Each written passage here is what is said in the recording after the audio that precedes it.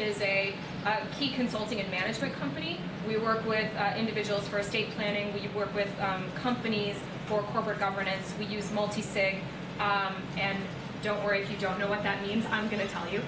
So we use multi-sig to help you secure your coins.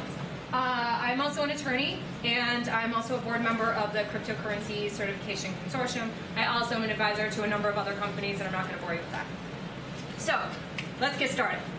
Getting Bitcoin is super easy, right? All you need is a QR code. You download a wallet on your phone, and you're good to go. So it's easy to get Bitcoin, but it's much harder to keep it. I remember when I first got Bitcoin, and someone was trying to explain to me how to secure it, because I'm like, okay, wait, so now I have these private keys, and like, what happens if something happens to my phone, or like, what happens if my laptop gets hacked, or how do I secure this? And they were talking about paper wallets and like things that I had no idea what they were saying. I'm like, what is a paper wallet? I thought my wallet was on my phone. And it was very confusing when I first started. And the good news is that it's gotten much easier to secure your wallets since I started. So, also, I know it's a little too soon, but keeping Ether isn't that easy either. Sorry. So very quickly today, I'm going to run through software wallets, hardware wallets, how to back up your wallet appropriately, how to store those backups, where to store those backups, all of the things, the basic 101 stuff that you need to know. Multi-signature addresses, what they are, why you would use them, and I'm actually going to run through with you how to use it. And I have, for those of you that don't know, if you look at our Bob address, it's a 3 address. And that means it's a multi-signature address, and I'll get into all of this later. But I started a transaction before I came here today, and we're actually going to finish it right here in this room during the presentation. I'm also going to talk about CCSS, which is the Cryptocurrency Security Standard. All right, let's get started. How many of you have a software wallet? How many of you have a wallet that is either on your phone or on your laptop?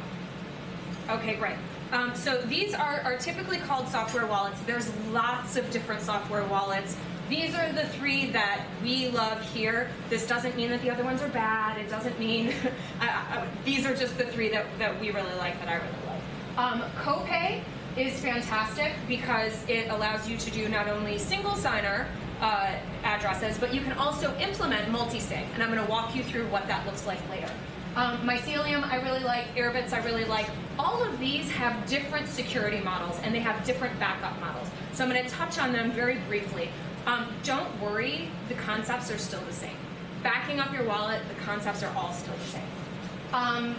When you're looking at wallets, it's important to ask some questions. First of all, you want to know whether or not you actually have the keys. So how many of you are familiar with Coinbase? Coinbase, okay, great. And how many of you use them to exchange from Bitcoin to USD or some other typical? Okay, yeah, I do too. How many of you use them to store your Bitcoin? Oh, good. Okay, so Coinbase has a storage service, right? And they have a vault service. But Coinbase stores your keys for you. What that means is that they put it into a big pool. And when, just like a bank, exactly like your bank down the street, when you make a request, then the bank, Coinbase, will acknowledge and honor that request. Or they won't. Usually they do. Coinbase, as far as I know, is a great company, very well funded. So I'm not suggesting that you don't do it. What I'm suggesting is that you familiarize yourself, if you're new to Bitcoin, with the difference between what a hosted wallet is and what it means to actually have your own keys. These wallets that we recommend are wallets that allow you to store your own keys. And why that's powerful is because that means that you have control. You don't have to ask a third party if you can spend your Bitcoin. Also, you should totally try more than one. Unlike going down to the bank branch and opening an account, you don't have to spend an hour there signing papers and waiting for the printer and having the guy check your... You don't have to do all of those things. With a Bitcoin wallet, you can simply download it from the App Store, run through your user ID, set a password or not, and you're ready to go. Hardware wallets. Okay, quick poll of the audience. How many of you have and use a hardware wallet? Okay, good. Hopefully we'll have a conversation about this later, and there will be more of you who want to use these. I am a huge fan of hardware wallets, and the reason is because they actually are specialized computing devices that hold your keys on the device itself. So, like, what does that mean? Here's an example. I actually brought 4 different hardware wallets for you today, and I'm not going to go through them in the presentation, but after the presentation, you can come up and I'll run you through what a transaction looks like using one of these devices. So this is a Trezor. This is the first hardware wallet I ever got. It has a little screen, and you'll be able to see that in one of my slides later. I love this device. It has a PIN feature and a passphrase feature, both of which I'll talk about in just a moment. This is a ledger wallet. You can see that I haven't popped it out yet, but it's very small. All it is a little tiny USB, and you can bring this wherever, use it wherever, and this holds your Bitcoin keys. So instead of having your keys live on your laptop or live on your cell phone, the keys live here. These are special purpose devices where when you try to sign a Bitcoin transaction, all of those signing features happen on the device. So what does that mean? That means I can take this Trezor and I can walk up to your laptop if it was full of viruses, and I can plug it in and I can access my Bitcoin, and I don't have to worry about your laptop being compromised. You can use this on a library computer and you don't need to worry about it. That's why these hardware devices are powerful. Additionally, this is a Keep Key device, and again, I'll show this to you later. And then this is a brand new device I got in March of this year. It's called Digital Bitbox, and this has a very different backup mechanism. You'll notice again, it's basically just a USB.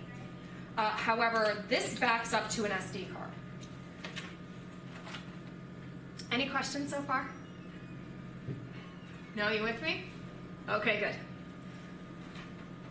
So choosing a PIN. This is just basic security stuff. Don't choose 1, 2, 3, 4. Did you know that 40% of all pins? How did you know my password? Yeah, exactly. Did you? Well, because 40% of all pins are 1, 2, 3, 4. So yeah, that's not very secure. Also, don't use duplicate numbers or strings of numbers, right? So try to avoid that if possible. Also, if you can use more than 4 digits, do that.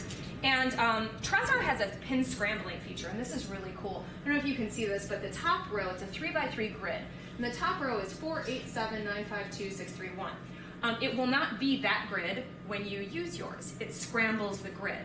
And why that matters is because when I plug it into my device, if there's a keylogger there, they don't see what I'm logging because it corresponds to this scrambled pin feature. Okay, we're going to talk about backups. I love backups. What is a backup? All it is it's a copy of your private key. So you know that your private key means access to your account. If you have the private key, you can spend the money. If you don't have the private key, you can't spend the money. So it's important that you back it up. Even if you're using a device like this, a hardware wallet, it's important that you back it up. You want to do that because if you lose your device, or if it becomes unavailable for whatever reason, you pour water on it, or takes a jump in a pool, who knows. But you want to make sure that you have a backup, because unlike regular bank accounts, if you lose your private key and you do not have a copy of it, your Bitcoin will be locked forever. Notice I didn't say gone. It actually sits on the blockchain and taunts you because it just sits there locked forever. So you can see it because you have the address, you just can't ever spend it. There is no central authority that you can go to in Bitcoin and say, hey, can you help me get my password back? My phone was destroyed. So it's very, very important with Bitcoin that you do backups and you do them properly. Also, if you want someone to inherit your Bitcoin, you will need to do backups because the likelihood is that they may not actually be able to, 1, know which devices your private keys are on, or 2, actually be able to access them, especially if they're password protected. So what does a backup look like? There's lots of different formats, but prior to BIP39, there were a million different formats. And prior to BIP39, we had something called wallet import format. And this was for individual keys, and it was crazy.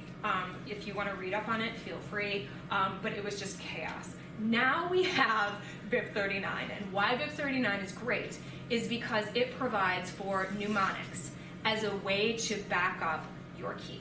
So instead of a giant series of letters and numbers and uppercase and trying to maintain all these things, instead of doing this crazy long private key, what happens with BIP 39 is the key is actually separated into 11-bit segments, and each one of those segments corresponds to a word in a library. So why does that matter?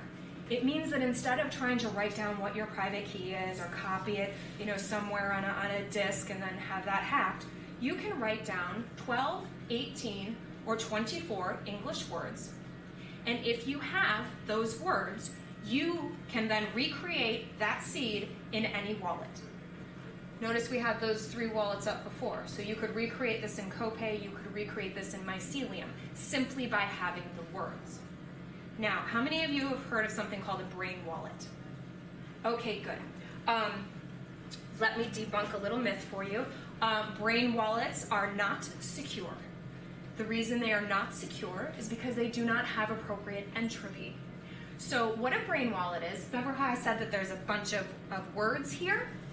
A brain wallet is you creating a private key based upon words that you select, okay? However, that is not the appropriate security standard for Bitcoin wallets. Instead, what you do is you have the key generated appropriately through the software that has adequate entropy. And if you don't know what these words are, don't worry about it. It doesn't matter.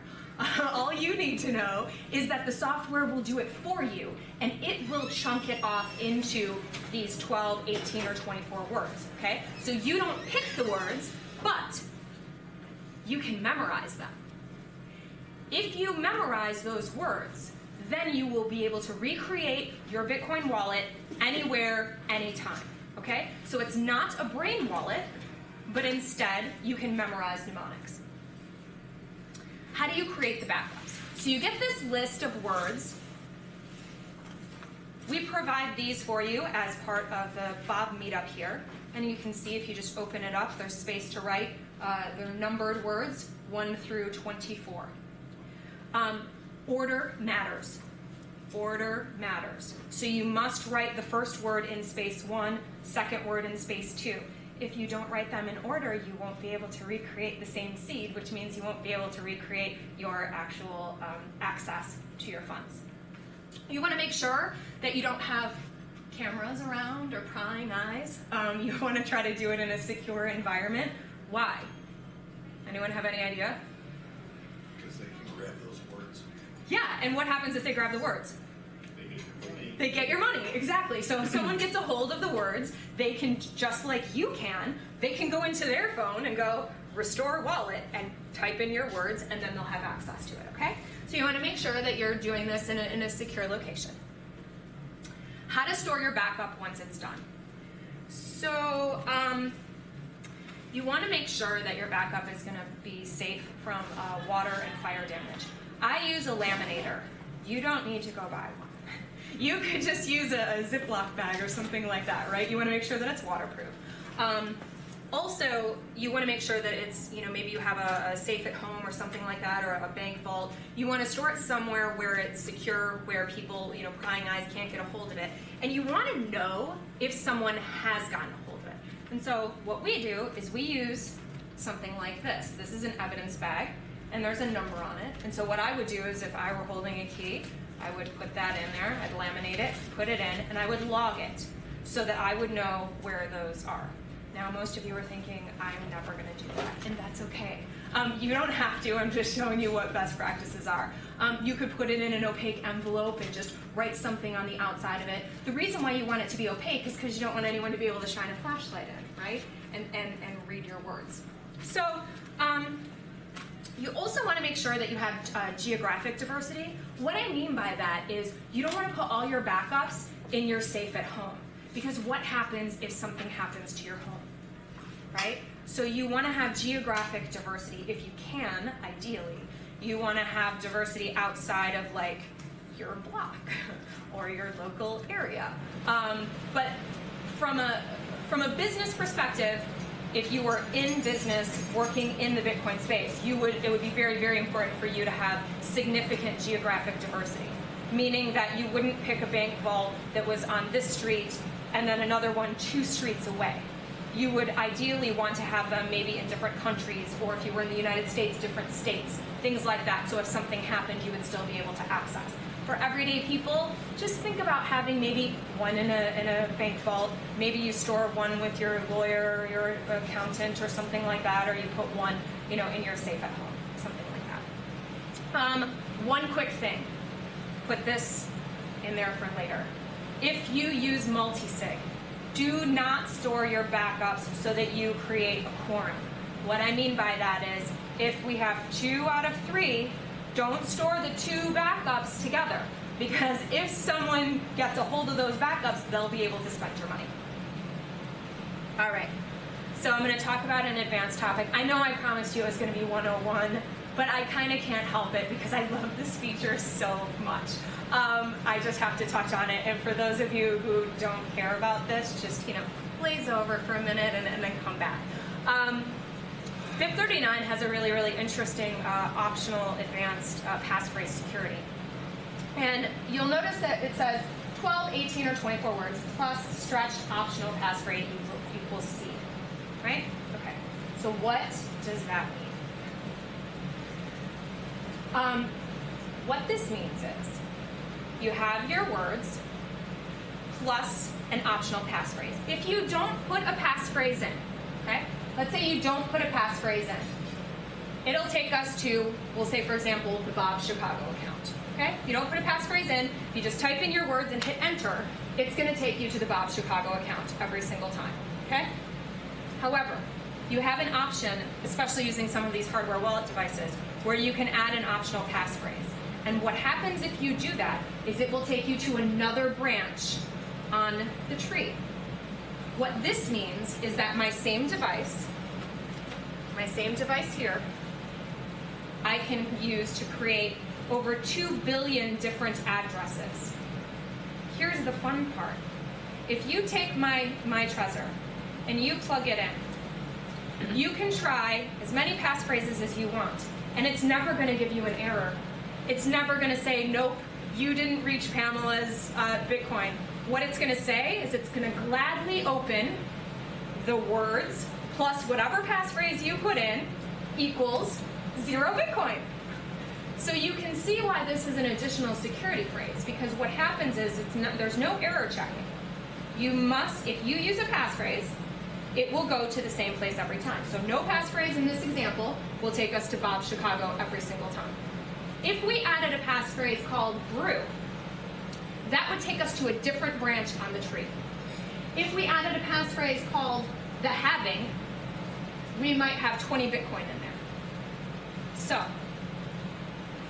why would you want to have multiple passphrases? That sounds so complex, right? Here's why. How many of you have heard of the $5 wrench problem? All right. $5 wrench, if you're not familiar with XKCD, you should totally look at it. It's awesome. The $5 wrench problem, I don't know if you can read this, but it's the crypto nerd's imagination, and he's talking about encryption and 40% bit RSA and all of these things, and then they say what actually happens. And what actually happens is a $5 wrench, and they come and they say, Pamela, give me your Bitcoin, and they have a wrench, and they say, I'm going to beat you in the head if you don't. Right? So all of the security in the world doesn't protect you from that. So what can you do? You can use these multiple passphrases. If you want to use a device like this to store a large amount of Bitcoin, you can segregate your holdings behind different passphrases. And you can create something called a duress passphrase. Maybe if you have, say, 100 Bitcoin, you could put 5 Bitcoin under a different passphrase, and that could be your duress passphrase. So that if someone came to you and said, "Give me all your Bitcoin right now, give me your passphrase," you can easily type that in, and they can then take that amount of Bitcoin. They'll be satisfied with it, hopefully, And then you still get to keep the other, 92% of your Bitcoin. Does that make sense? So you can use this as a way to protect. Yeah, question? What if they took your physical wallet? That's a great question. So let's say that they take my physical wallet, right? What happens then? If they can guess the passphrase, yeah, they get the money that's in that account. But if you take this treasure, I can leave it right here. Take it all day long. You can't do anything with it. You want to know why? Because you don't know my passphrase. And when you take that device and you plug it in, if you don't put anything, you don't put any passphrase in it, guess what's going to come up? 0 Bitcoin, because I don't store anything without a passphrase. So you can try to guess what my passphrase is. Good luck with that, because a passphrase can be anything from all capitals, 1 word, 2 words, letters. You can add apostrophes. You can add special characters. You can do anything that you want. By the way, case matters. In other words, if I use capital letters and you use all small, you're going to go to a different branch on the tree and you will not have access to my funds. Does that make sense? That's why passphrases are so powerful. So even if you have that device and you have my backup seed, I don't know where I put it. If you have the words, you still can't access my Bitcoin because you have to have the words plus my passphrase. Got it? So if that gets stolen, how do you get your Bitcoin back? Great question. I take my backup card, and I can either buy another device if I want to, but I don't have to. I can restore that wallet into any one of my software wallets on my phone, easily put in my words, and it'll say import. I'm going to show you this function in just a second. In Copain, it says import a wallet. And all I do is I type in the words, and remember the words plus passphrase are my seed, and that gives me access to my Bitcoin. So I can recreate my wallet, what's on that device, anywhere I want. Make sense? Great. Okay, so passphrase best practices. Please keep it simple. Don't try to add a whole line from your favorite book. Don't try to, don't try to make it tricky. It's simple is better. Because remember, you can have that all day long. You have to know the exact passphrase to get to the money. So imagine a scenario where you have 3 letters, 5 letters, a number or 2, something that you can actually remember. If you forget your passphrase, you will not be able to access your Bitcoin, okay? And once again, it'll taunt you because you will see it and it's just gonna sit there on the blockchain and you're gonna try to access it and you're not gonna be able to do that. So it's very, very important for you to remember the passphrase. I set calendar reminders. I know this sounds like probably lame to a lot of you, but I really don't like losing money. So I set calendar reminders once a quarter to go through all of my stuff. And what do? I check, are my backups still there? This is for my personal stuff, not for business stuff. For business stuff, we do it far more often. But for my personal stuff, are my backups still there? Are they where I think they are? Have they been tampered with? Do I still remember my passphrases? Let me actually access this and make sure that I know what's, that I can access this money. If you set quarterly reminders, you will be far less likely to lose Bitcoin. Then you have questions of, do you tell someone else? Do you tell someone else what your passphrase is? I say yes. The reason is because if something happens to you, again, your family will not be able to access the Bitcoin. And if it becomes very valuable in the future, they will want to do that. I was talking this past week, I was in Toronto at the blockchain training conference, and there was this place called the Bitcoin Embassy in Montreal, and I was talking to one of the people that work the help desk there. It's an actual physical space, and you can walk in and learn all about Bitcoin. Over the past year, 4 different people have come in and said, hi, I have a family member who's passed away, and I know that they have Bitcoin, and I don't know how to access it. Can you help me? So these are real problems. And so if you're not planning for that, you should be. And it's not awful, I promise. If you back up your passphrase, please don't ever, ever, ever do it with the seed. If you do it with your words, you put your words and your passphrase together, what happens? Yeah, someone can take your money, right? Because it's the exact same thing as if they had the words without a passphrase, right? So you don't want to store those things together. Multi-signature addresses. I'm going to go through this very quickly. Like 5. Okay, I'm going to go through this very quickly just to give you an idea of what multi-sig is. And then if you have questions afterwards, I'll walk you through it and kind of show you exactly how to do it step by step. I've written some articles on this as well, and they're free to read, to download. They're available in the public space, so you can access that as well. So multi-signature addresses always start with a 3. And I'm going to use the term multi-signature.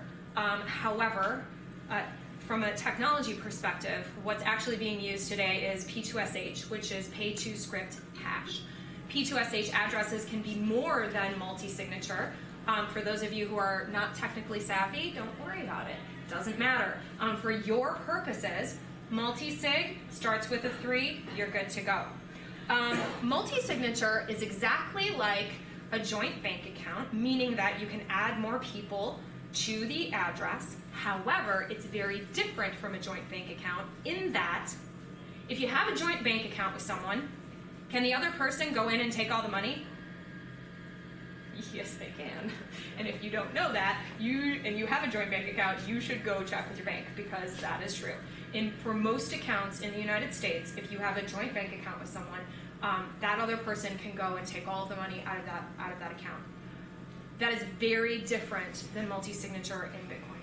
Multi-signature in Bitcoin requires, through the technology, requires X number of signatures. Okay? So you can create a multi-signature address that is 1 of 1, meaning of the total number of signatures, how many are total? 1. How many signatures are required? 1. You can create something called a 2 of 3, where you have 3 total people, but only 2 of them are required to sign in order to make a transaction valid. Right now you can do up to 15, but that is changing very soon. So why would you want to have a multi-signature address? It sounds kind of complicated, right? One of the reasons is because if I have a wallet that's just on my phone and I lose my phone, what happens?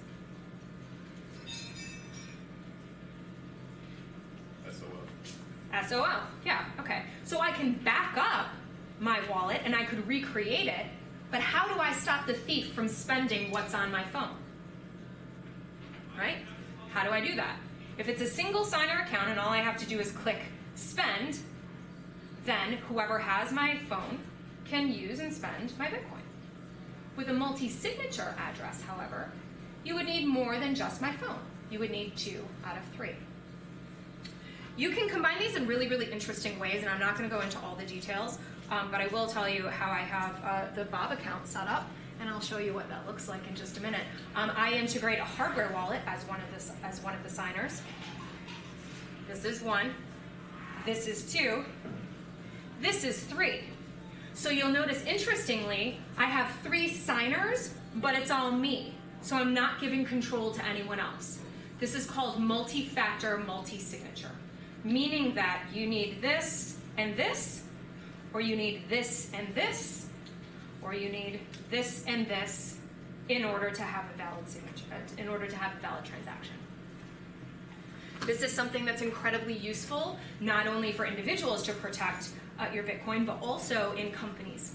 When you're doing things like division of duties or separation of duties, if you have a capital account, if you have projects that you're managing the budget within the company, you'll want to separate payment controls through sometimes hardware wallets, but you'll definitely want to separate those controls using different keys. I work a lot in multi-signature governance, and I'm not going to bore you. For those of you who are interested or who are starting businesses in this space, have a chat with me. I'm happy to share the knowledge that I have. Again, I've written articles on this, and there's a whole article about how you can use multi-signature within companies to reduce risk. This is kind of what it looks like And you'll notice one of the interesting things, some of you said that you're investing in cryptocurrencies, and some of you said that you're interested in investment strategies. For those of you that actually want to use your Bitcoin to invest in small businesses, one of the interesting things you can do with Bitcoin is we can add investors onto the capital account, onto the capital address. So for example, let's say we have a CEO, a CTO, a CMO, and 2 investors, okay? You could create a 3 of 5, where you have 3 signatures required to spend any money, and one of those or 2 of those could be the investors. Interestingly also, the investors can put a watch only on that address, and so they can see every time money goes into or out of that address. That's something that you can't do with traditional bank accounts. And so why that matters is because then the investors can be more involved with what's happening in day-to-day operations. They can understand, if they want to do that, they don't have to, but if you want to structure it so that they can be more involved, that's one way to do it. Multi-signature can also be used for dispute resolution or escrow services. So for example, if you have a buyer and seller, typically everything's going to go great, right? If you buy something on eBay, you've got your buyer and your seller, and hopefully everything goes well. If something doesn't go well, what do? Well, you file a dispute, right? We can do the same thing with multi-signature, except what's cool about this is that none of the parties have custody of the funds. What do I mean by that? I mean the buyer can't take back the funds once they're in a 2 of 3 address, because it requires 2 signatures to take the funds out. So the buyer can't act alone. The seller can't act alone. The seller can't take those funds. The buyer and seller working together can transfer funds. Or the third party, the escrow agent or the dispute resolution person, could say, okay, let me hear your case. Okay, buyer, yes, you're in the right, you should get a refund. And the buyer and the escrow agent can sign a transaction to refund. I'm going to run you through what Copain looks like. How many of you have Copain downloaded on your phones? Anyone? Okay, if you want to do that, you're welcome to do that now. You don't have to. It looks like this, and it's available in either the Apple Store or the Google Play Store. I really like this because it gives you the opportunity to do single signer as well as multi-signature, and you can kind of play around with it. Also, the workflow is fantastic. It's very user-friendly. It gives you little pop-ups to tell you, hey, you have a proposal to sign in. I'm going to show you that in just a second. Very easy to use and open source. It also allows you to do hardware wallet integration. What I mean by that is you can set up your phone here, and you can use this with your laptop as another key. So how do you use this? Very simple. When you load this on your phone, you'll have something that says create new wallet, join shared wallet, import wallet, and what would we do with import wallet? Restore. Yes, we would restore. We would use our backup if we needed to recreate our Bitcoin wallet. We would use the import wallet function, and then finally import from Copain beta. So you just create a wallet, and then you name the wallet. Why? Because remember, with Bitcoin, we can create as many wallets as we want. We can just create an infinite number of addresses, and so you want to make sure that you name it something that you know how to distinguish that one from the other ones. You select the total number of co-payers. That's the N in M of N, and then how many you want to be required for each transaction. So, for example, if we wanted to do a 2 of 3, we would do 3 total and 2 required to sign. Then you share that invitation, and it's a little QR code, just like we know and love it in Bitcoin anyway. It's a join wallet function, and you share that either via email or SMS message with whomever you'd like to join your wallet, and they can easily just click this join shared wallet function. So, how do you spend? First, you create a proposal. And creating a proposal is simply creating a transaction. So you say, all right, this is the address I want to send Bitcoin to. You verify the address, always verify the address. First 4, last 4. And how much you want to send. And then you just click send. You can put a note in if you'd like, and then it will come back to you and say, payment proposal created, okay. But notice it didn't say sent, because the money hasn't been sent yet. This transaction requires 2 signatures. So the first person created the transaction and signed it. Now we need to wait for a second signature. This is what the second person gets. And I actually have this on my phone now. If you could see this, it says, new payment proposal. A new payment proposal has been created. So it's a notification on my phone. It's loading. I wish you could see this.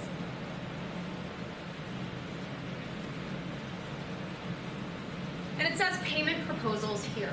So now I have the opportunity to click payment proposal, and it says, just like it says up there, do I want to accept it or do I want to reject it? If I click reject, what happens?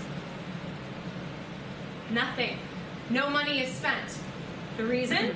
Because a proper transaction, in this case, requires 2 signatures, and I'm rejecting that, which means that the transaction will not go through. Instead, I'm going to click accept.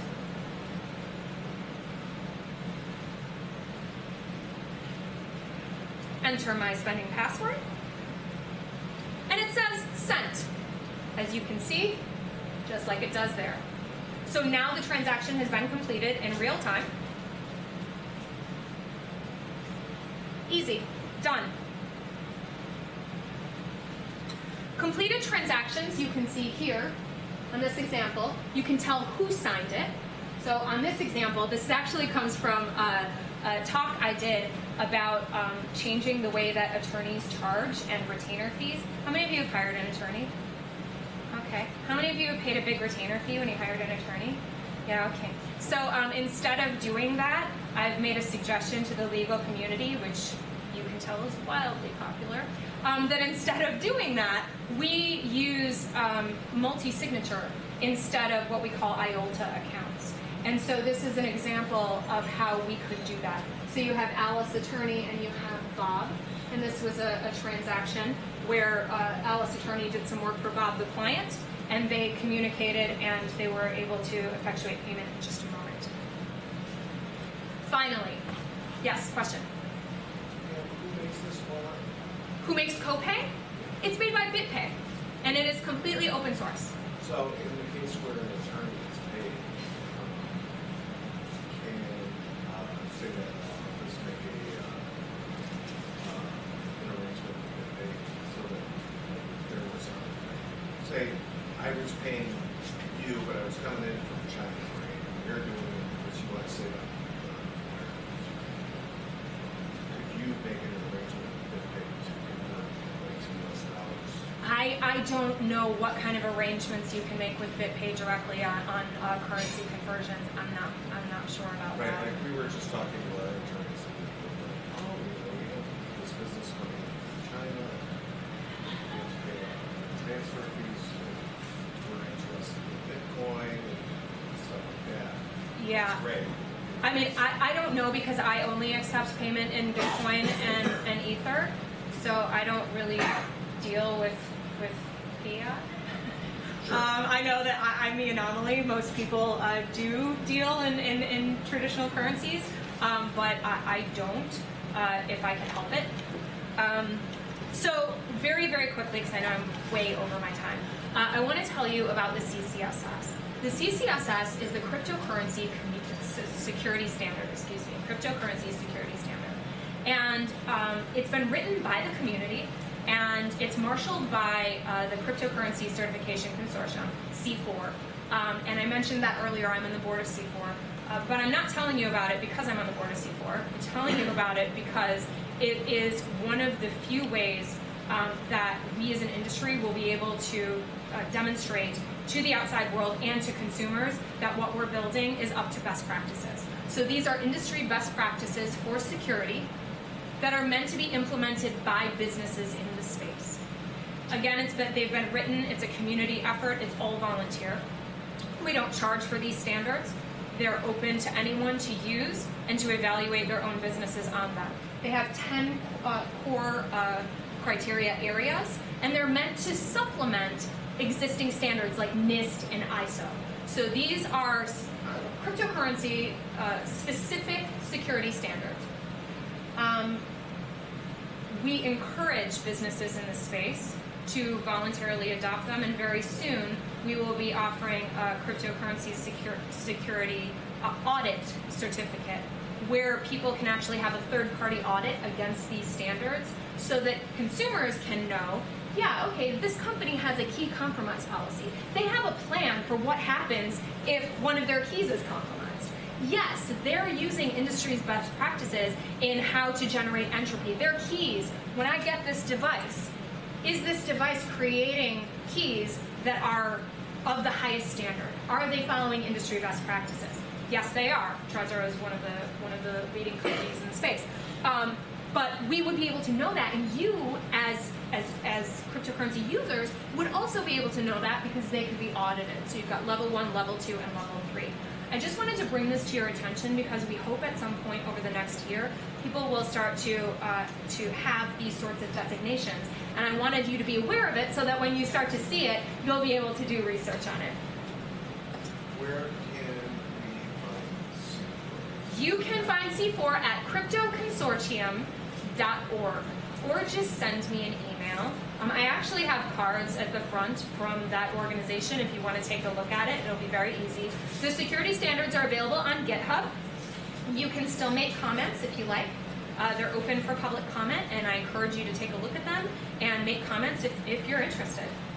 And that's all I have for you today, unless you have questions.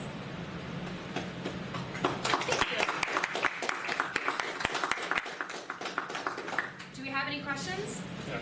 Yeah. How about that the problem that these days maybe we don't have something for the people that want to share their funds? For example, when they die, is there something new about any technology that they use in order to so that people can use their money? I mean, their family can have access to their money. Yeah, so I'm one of the few attorneys in the space that's actually working on this problem. The question is, how do we ensure that your Bitcoin can actually pass to your relatives? And there's actually two components to this. I should have said this earlier, but I'm going to say it now. This is not legal advice. I am not your lawyer. So please do consult with your lawyer when it comes to estate planning. Estate issues are state by state in the United States, meaning that Illinois law applies to people that are located in Illinois and property located in Illinois. So this creates a huge problem when you have what we have, which is a global currency and global assets that aren't necessarily tied to a single jurisdiction. There are two really big overarching concerns when it comes to estate planning. One is, from a technology perspective, how do we actually ensure that your family can access it, but also make sure that they can't steal it from you while you're still here, right? So this is a balance of creating solutions, and we do that. We create custom solutions to do that, and there's lots of ways that you can do this. It really depends on the family dynamics. Who is in your family, what are you trying to protect, and it's really a customized solution. So from a technology perspective, how do we protect your Bitcoin, keep it here while you're here, and then allow it to pass when you're not? That is very distinct and separate from the legal issues. So just because we've created a scenario where your 3 children can access this Bitcoin doesn't necessarily mean that by state law they will have the right to access that Bitcoin. And so then the question becomes, did you leave a will? If you left a will, how did you devise your property? If you said, I'm going to divide this, I'm going to give everything to my spouse, now you have a problem. Because Bitcoin is considered everything, part of everything, right?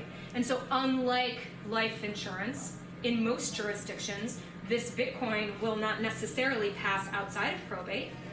Perhaps the spouse will say, no, no, no, that Bitcoin should belong to me. And then maybe the children would have to give that Bitcoin or the value back to the estate. So there are a lot of legal issues, and this is not what will happen, this is what could happen. Again, it's a very, very nuanced question, and the solutions really depend a lot upon specific situations. Does that answer your question? Kind of? Kind of. Okay. Any other questions? Oh, good. That means I did a good job. Thank you so much for coming today.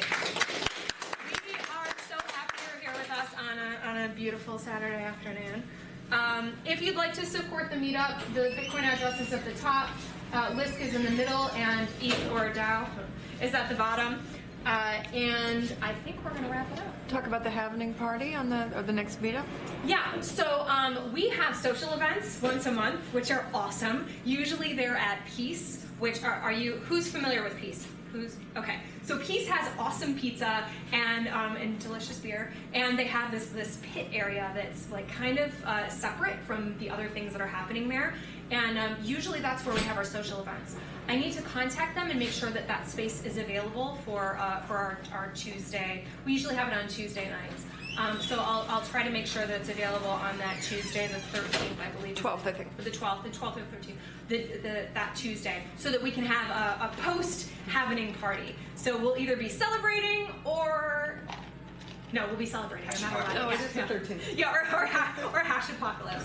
But yeah, so we did post a new meetup on the meetup.com page, and that's what it is. As soon as I confirm that we can actually have it at Peace, I will post the location and the time. If for some reason we can't, don't worry. We're still going to get together. I'll just find another location. Okay? Awesome. Do we have any lightning talks? Anybody? I didn't sign up, but Do you want to address the group? Yeah, sure.